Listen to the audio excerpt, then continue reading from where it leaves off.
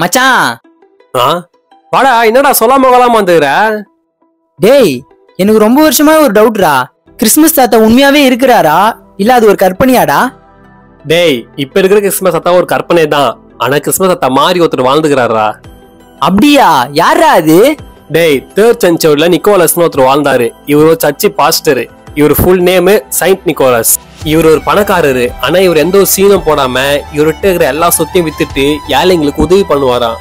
அதுவும் அவர் எப்படி உதவி பண்ணுவார்னா, அந்த ஏழைங்களுக்கே தெரியாம அவர் வீட்டுக்கு போயிட்டு காசு வச்சுட்டு வருது, ட்ரெஸ் வச்சுட்டு வருது, மளிகை சாமான் பொருள் வச்சுட்டு வருதுன்னு சொல்லிட்டு அந்த ஏழைங்களுக்கே தெரியாம போய் ஹெல்ப் பண்ணுவாராம். இவர் பிறந்த ஊரு ஐரோப்பா. ஓ அப்படியா? இன்னும் அவரை பத்தி சொல்லு. ஒரு நாள் நிக்கோலஸ் என்ன பண்ணாருன்னா, ஒரு சர்ச்சில் ஒரு அனௌன்ஸ்மெண்ட் பண்ணாரு. யார் யாருக்கு என்னென்ன தேவை இருக்கோ, என்னென்ன வேணுமோன்னு சொல்லிட்டு ஒரு சீட்ல எழுதி போட சொன்னாரு. அதே போல அவங்க சர்ச்சு ஜனங்களும் எழுதி போட்டு போயிட்டாங்க. இந்த நிக்கோலஸ் என்ன பண்ணாருன்னா, எல்லாருடைய சீட்டையும் பறிச்சுட்டு யார் யாருக்கு என்னென்ன வேணுமோ அவங்களுக்கே தெரியாம அவங்க வீட்டுல வச்சுட்டு வந்துருவாராம். ஓ அப்புறம் நான் மெயினா நிக்கோலஸ் ஏன் கிறிஸ்மஸ் தாத்தா மாதிரி வாழ்ந்தவர்னு சொன்னா, அவர் ஊர் ஐரோப்பால டிசம்பர் சீசன் ஆனாவே அவர் ஊர் ஃபுல்லா பனி சூழ்ந்துரும். யாரும் வேலைக்கு போக மாட்டாங்க, ரொம்ப கஷ்டப்படுவாங்க.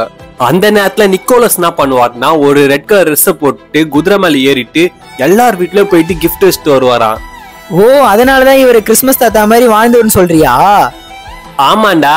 அப்புறம் இவர் இறந்துட்ட அப்புறம் இவருடைய நாளை டிசம்பர் 6 அப்போ எஸ்டே கிளாஸ்னு கொண்டாட ஆரம்பிச்சாங்க. அது அப்படியே காலப்போக்கில் சாண்டா கிளாஸா மாறிச்சுடா.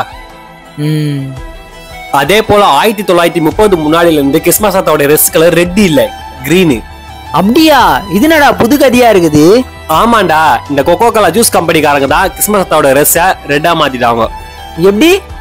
டிசம்பர்னாவே குளிர்காலம், அவ்வளோ யாரும் ஜூஸ் விரும்பி குடிக்க மாட்டாங்கல்ல. ஆமா.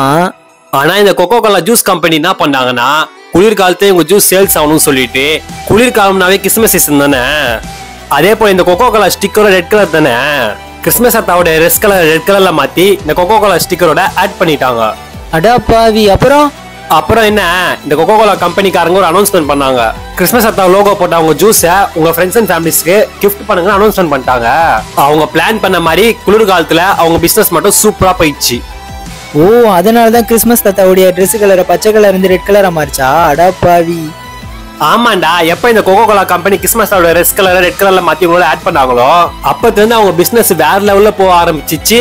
எல்லாருடைய மனசு கிறிஸ்மஸ் தாத்தாவோட ட்ரெஸ் ரெட் கலர் தான் பதியமா ஆரம்பிச்சிச்சுடா. ஓகே பல வருஷமா எனக்குள்ள இருக்கிற கொஸ்டினை சூப்பரா ஆன்சர் பண்ணிட்டடா. சரிடா, பாய்டா, நான் போயிட்டு வரேன். பாய்டா.